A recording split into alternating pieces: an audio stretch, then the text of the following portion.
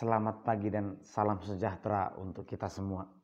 Bapak Ibu saudara terkasih, di pagi hari ini kita berjumpa kembali untuk mendengarkan firman Tuhan yang mengajarkan kita tentang kasih dan perbuatan.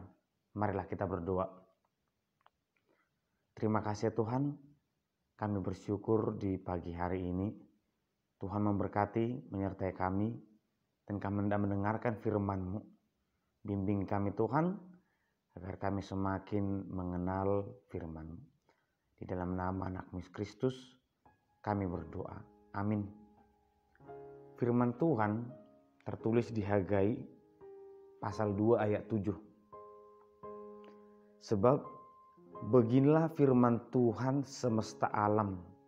Sedikit waktu lagi, maka aku akan menggoncangkan langit dan bumi, laut dan darat.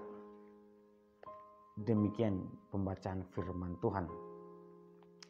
Bapak Ibu saudara terkasih, mungkin dan pasti kita pernah mendengar perkataan kasihan ya. Melihat sesuatu yang terjadi, terucap sebuah kata, kasihan ya, pakaiannya sudah rusak. Kasihannya dia sudah sakit sangat lama. Rasa kasihan itu tiba-tiba muncul karena keadaan seseorang yang sedang tidak baik. Mungkin ketika bencana alam terjadi, duka cita terjadi, kata-kata itu selalu terucap. Aduh sangat sedihnya, betapa kasihannya mereka. Tetapi ini bisa terbagi dua. Pertama, ada orang yang mengatakan kasihan ya, tapi dia juga menunjukkan bentuk pertolongan atas dasar kasihannya tadi. Kasihannya, pakaiannya sudah sangat rusak, sehingga dia memberikan pakaian yang baru. Orang yang sakit-sakitan dia lihat, dia bantu berobat, dia bantu untuk sembuh. Orang yang mengalami bencana alam, dia berikan pertolongan. Tetapi ada orang yang berkata kasihannya, tapi selesai di situ, dan dia pergi meninggalkan. Kedua sifat ini, sekilas ini terlihat baik, tapi perbuatan ataupun kata kasihan yang berujung kepada perbuatan, inilah sebenarnya kasihan yang tuntas. Orang kasihan tapi betul-betul membuktikan rasa kasihannya dengan perbuatannya. Kalau hanya di mulut, itu salah ataupun itu tidak baik. Dalam firman Tuhan ini atau pesan Tuhan melalui Nabi Hagai ingin bertanya, siapa di antara bangsa Israel ini yang masih memiliki respon yang baik terhadap bait suci Yerusalem yang sudah lama ditinggalkan. Ketika mereka sudah terbuang puluhan tahun, firman Tuhan bertanya, adakah yang rindu akan bait suci itu yang sudah lama tidak ditempati lagi, yang sudah terbengkalai, yang kamu sudah lama tidak pernah lagi beribadah di situ? Karena sesuatu itu terjadi, terkadang Tuhan membiarkannya dan Tuhan memberikan satu pesan kepada kita.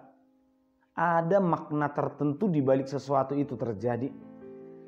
Dan dalam firman Tuhan ini terlihat pembuangan itu adalah bentuk kegagalan bangsa Israel dalam mencintai Tuhannya, dalam merawat rumah ibadahnya. Sudah terlalu lama mereka tidak peduli terhadap lingkungan, tidak peduli terhadap peribadahan. Tuhan membuang mereka. Sekarang ketika setelah lama mereka terbuang, adakah yang rindu ingin memperbaiki?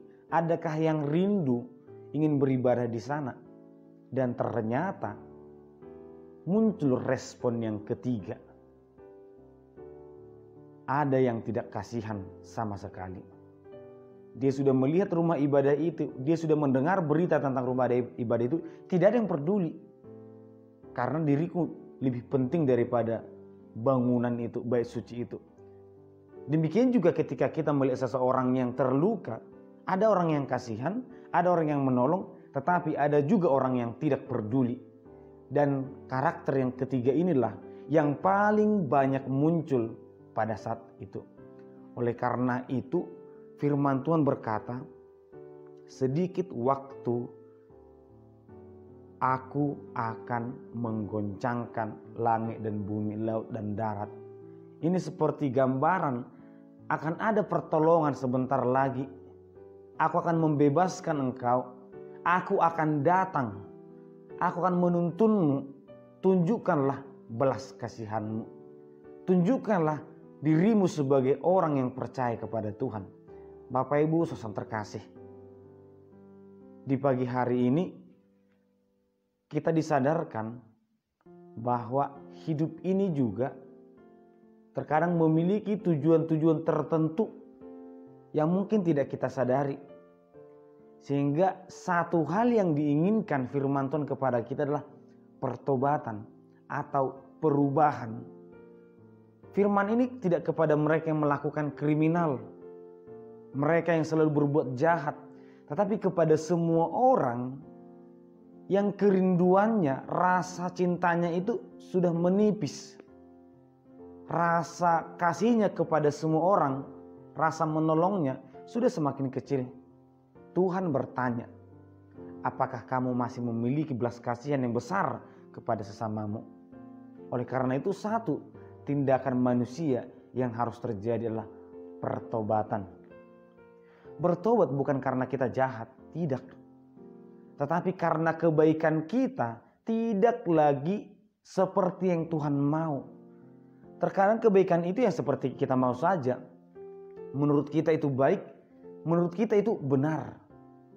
Seseorang harus bertobat, memperbaiki dirinya agar dia cocok dengan yang Tuhan mau.